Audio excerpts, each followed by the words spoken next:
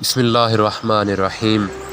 حضرت یونس علیہ السلام جب اپنی قوم سے دل برداشتہ ہو کر بستی سے نکل گئے تو دریا میں سفر کرنے کے لیے مسافروں سے بھری ایک کشتی میں سوار ہو گئے۔ جب کشتی دریا کے درمیان پہنچی تو ڈگمگانے لگی اور قریب تھا کہ وہ ڈوب جائے۔ ملاح نے کہا کہ کوئی ایسا مسافر کشتی میں سوار ہے جو اپنے مالک سے بھاگ کر آیا ہے، جب تک وہ کشتی سے نہیں نکلے گا کشتی کنارے پر نہیں پہنچ سکے گی۔ کشتی میں سوار افراد میں سے کوئی بھی اپنے آپ کو مالک سے بھاگنے والا تصور نہیں کر رہا تھا۔ آخر کار مسافروں نے آپس میں مشورہ کر کے یہ طے کیا کہ قراندازی کر لیتے ہیں، جس کے نام کا قرہ نکلے گا اسے دریا میں پھینک دیں گے تاکہ باقی مسافر اپنی منزل تک پہنچ سکیں۔ چنانچہ قراندازی کی گئی تو قرہ حضرت یونس علیہ السلام کے نام کا نکلا۔ آپ علیہ السلام کو دیکھ کر لوگ کہنے لگے کہ اتنا خوبصورت، حسین و جمیل، پاکیزہ اور معصوم صورت والا اپنے مالک سے بھاگا ہوا نہیں ہو سکتا، لہذا دوبارہ قراندازی کی جائے۔ جب دوسری بار قراندازی کی گئی تو پھر بھی حضرت یونس علیہ السلام کا ہی نام نکلا۔ لوگوں نے تیسری بار قراندازی کرنے کو کہا۔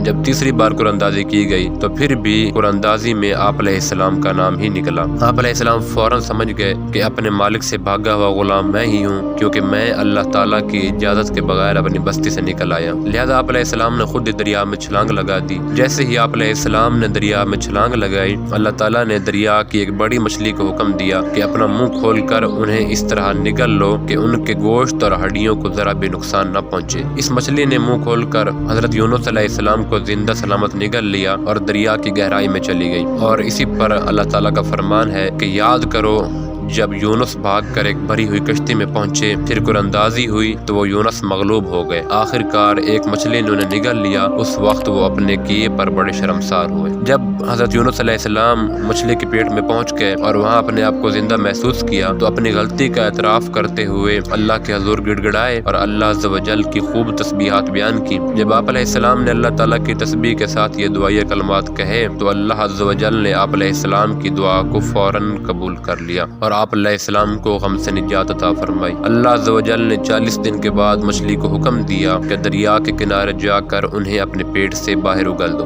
مچھلی نے اللہ تعالیٰ کے حکم کی تعمیل کرتے ہوئے آپ علیہ السلام کو باہر اگل دیا۔